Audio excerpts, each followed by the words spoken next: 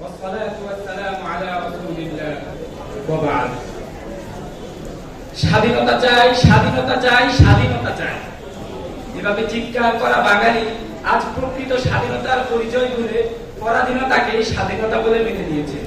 তাই স্বাধীনতা সংগ্রামের আলোচনার পূর্বে স্বাধীনতাটাকেই চিনে নেওয়া প্রয়োজন। মুহতারাম হাজিরিন, স্বাধীনতা সংগ্রাম একটি সুদীর্ঘ সংগ্রাম, যে সংগ্রাম একটি জাতিকে এনে দিতে পারে স্বকীয়তা, সার্বভৌমত্ব, নিজস্ব মানচিত্রে বুক করে নিঃশ্বাস নেওয়ার ক্ষমতা। স্বাধীনতা মানে এই নয় বিজয়ের পতাকা উত্তোলনের পরেও কবির সদুক্তি উচ্চারিত হবে, কালের পতাকা আজ খামচে ধরেছে সেই শকুন। কিন্তু না, স্বাধীন চেতা এই জাতি কখনো পরাধীন ছিল না।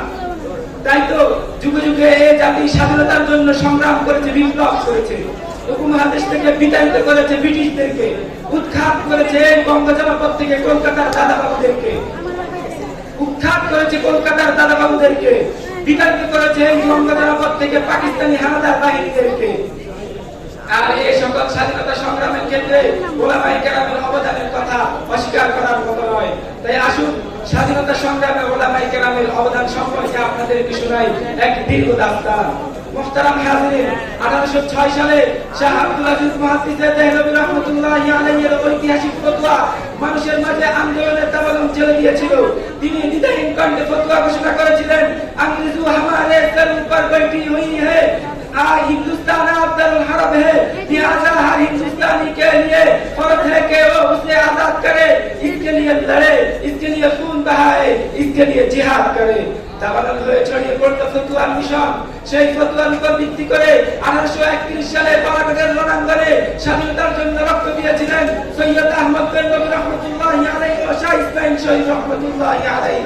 1920 সালে ব্রিটিশদের বিরুদ্ধে রেশমিরুমাল আন্দোলন করেছিলেন শেখুল হিন্দ মাহমুদ হাসান দেওবন্দি রাহমাতুল্লাহি আলাইহি। 1857 সালে শামলি রণাঙ্গনে স্বাধীনতার জন্য রক্ত দিয়েছিলেন হাফেজ জামিন শহীদ রাহমাতুল্লাহি আলাইহি।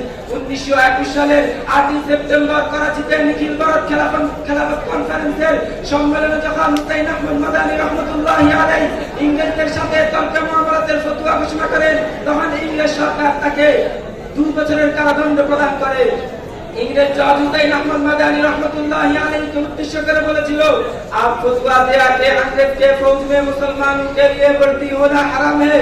उत्तरे हुसैन अहमद मदानी रहमतुल्लाहि अलैहि दीप्त कंठे बोलेছিলেন, हाँ हाँ ये फतवा मैंने पहले भी दिया था, आप भी देता हो, आइंदा मैं देता रहूंगा जब तक हुसैन अहमद मदानी के मुंह में ज़बान बाकी है, कल्ब में ईमान बाकी है, सीने में कुरान बाकी है।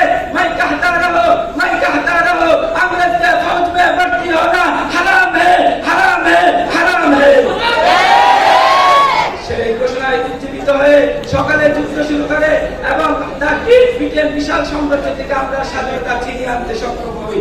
মুহতারাম হাজিরিন, এরপর 1947 সালে আমাদের পূর্ব বাংলার মুসলিম নেতৃবৃন্দ হোসেন শহীদ সোহরাওয়ার্দী, শেরবাংলায় কে ফজলুল হক, মাওলানা আব্দুল হামিদ খান ভাসানী, মাওলানা আতাই রহমাতুল্লাহি আলাইহি ও মাওলানা আব্দুর রশিদ তরকবাগী সহ সকলে দেশ বিভাগের সময় গণভোটের মাধ্যমে বাংলাদেশকে ভারতের করাল গ্রাস থেকে মুক্ত করে পাকিস্তানে অন্তর্ভুক্ত করেছিলেন।